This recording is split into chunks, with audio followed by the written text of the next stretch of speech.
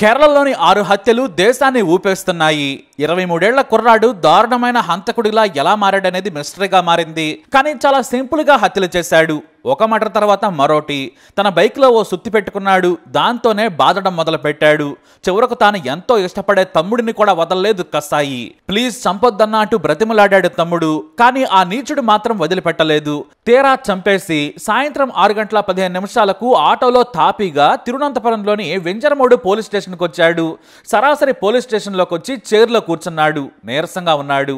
Sir, నేను 6గురిని చంపేశాను. మా ఇంట్లో గ్యాస్ సిలిండర్ ఓపెన్ చేసి వచ్చాను. ఏ క్షణమైనా అది పేలొచ్చు. నేను కూడా ఎలుకల మందు తాగొచ్చాను. నేను చనిపోయే ముందు మీకు ఓ నిజం చెప్పాలి. వారందరినీ కూడా నేనే చంపానని వాంతి చేసుకున్నాడు. దీంతో పోలీసులు అతని వివరాలు వేగంగా చెప్పాలన్నారు. అతను చెప్పే మాటలను కూడా రికార్డు చేశారు. మొత్తం 3 అడ్రస్లు చెప్పాడు. ఆ వెంటనే తిరువనంతపురం గవర్నమెంట్ మెడికల్ కాలేజ్ హాస్పిటల్కి తరలించి చికిత్స చేయించడం మొదలుపెట్టారు పోలీసులు. ఆ నీచుడి పేరు అఫాన్. వయసు 23 ఏళ్లు. ధనవంతుల ఫ్యామిలీ. అతని తండ్రి గల్ఫ్ లో వ్యాపారం చేస్తాడు. ఇక పోలీసులు ఆ సైకో చెప్పిందంతా విని ఫైర్ ఇంజిన్ తీసుకుని పోలీస్ టీం తిరువనంతపురం చివరిలో ఉన్న ఓ చిన్న గ్రామానికి చేరుకున్నారు.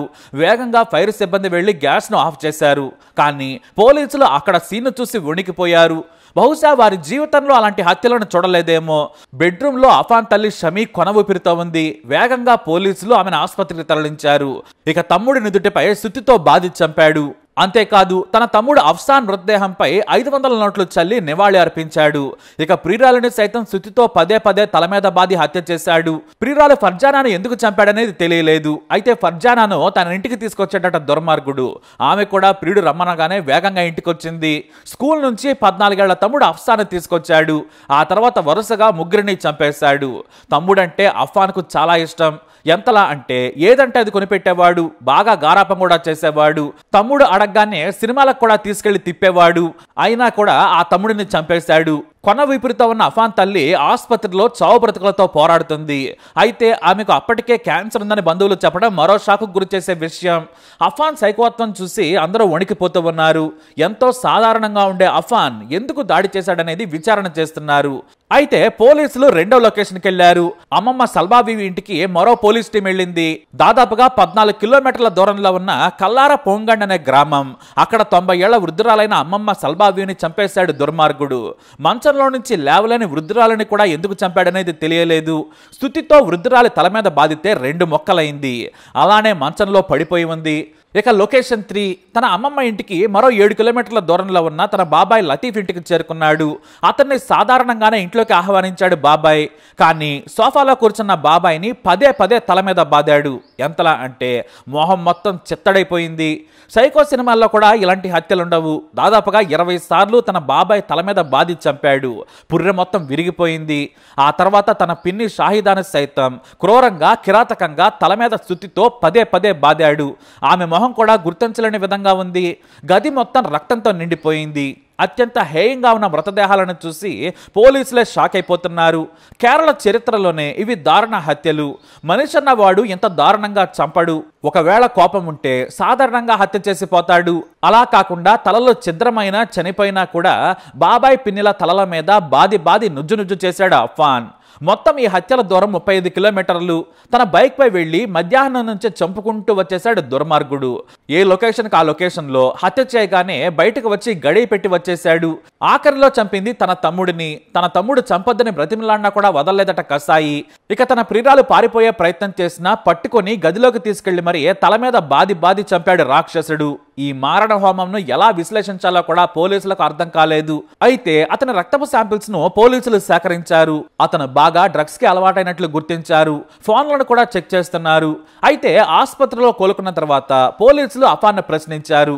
ఎందుకు చంపావంటే వారందరికీ ఆర్థిక సమస్యలున్నాయి. గత కొన్నాళ్లుగా మేము అప్పుల్లో ఉన్నాం.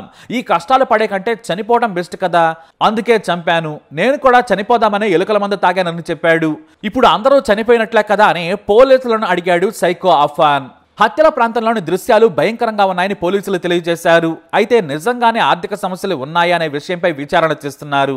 దాదాపుగా 12 మంది నుంచి అఫాన్ తండ్రి 64 లక్షల రూపాయలు అప్పుగా తీసుకున్నట్లు తేలింది.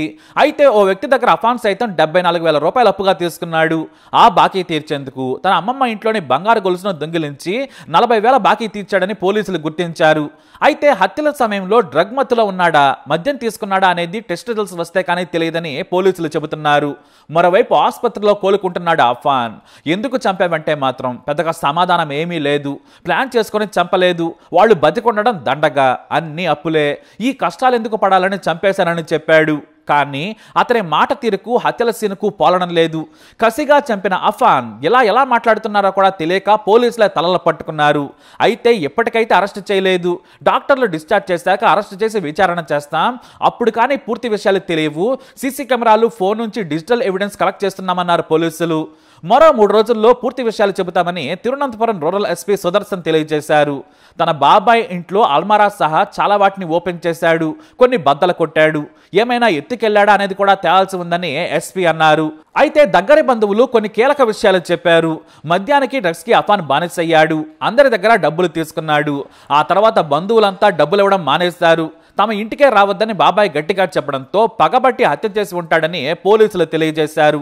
మరైతే తమ్ముడిని ఎందుకు చంపాడు, కన్న తల్లిని కూడా చంపడం వెనుకున్న మోటివ్ ఏంటనేది విచారణ తర్వాత తెలుస్తుందని ఎస్పీ మీడియాకు చెప్పారు.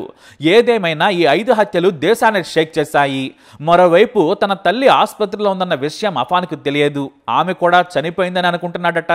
స్నేహితులు, బంధువులు మాత్రం అఫాన్ చాలా మంచివాడు, సున్నిత మనస్కుడు, చాలా తక్కువగా మాట్లాడుతాడు, ఎవరితోనూ గొడవపడే తత్వం కూడా కాదని చెప్పడం విశేషం. మరైతే దీన్ని బట్టి అర్థం చేసుకోవాల్సింది ఏంటంటే ఎవరి బుర్రలో ఎలాంటి సైకో ఉన్నాడో ఎవ్వరికీ తెలియదు. ప్రవర్తనను బట్టి చెప్పడం చాలా కష్టం. పైగా సైకోలంతా కామ్గానే ఉంటారని మానసిక విశ్లేషకులు అంటున్నారు. వారిలోని క్రూరత్వం ఒకేసారి ఇలా బయటపడుతుందని చెబుతున్నారు. ఈ నీచుడు మంచివాడు కాదు కదా, మనుషుల్లో తిరిగేందుకు కూడా అర్హత లేని ఓ రాక్షసుడు. మరి ఇలాంటి వాడిని ఏం చేయాలి? మీ అభిప్రాయాన్ని కామెంట్ ద్వారా తెలియజేయండి. వీడికి ఎలాంటి శిక్ష పడాలో కూడా చెప్పండి. ఈ వీడియోపై అప్డేట్స్ కోసం మా ఛానల్ ఫాలో అవ్వండి. అలాగే తప్పకుండా సబ్స్క్రైబ్ చేసుకోండి. Any conclusions. The investigation is going on. The forensic team is at the site, so they are gathering whatever evidences we are getting. So it's too early to reach any conclusion. So how was the murder committed? Were they attacked with a hammer? That's what the preliminary investigation suggests, but we are yet to confirm it. The accused is also in a serious condition. He has consumed poison and he is admitted in the hospital, Medical College Hospital. Yeah. All of them in a similar fashion? Yes, it seems so. What is the reason or your initial findings? Like, what led to these gruesome murders? So it's too early to tell anything about the investigation. It's just, we have just started it. As I told you, the forensic team has just started their work. So it's too early to come to any conclusions as of now. Was he accused under any kind of influence of narcotics? That also we have to check his blood sample. Yeah. What is the condition of the accused as well as his mother? Both are admitted in the hospital, so too early to say anything about it.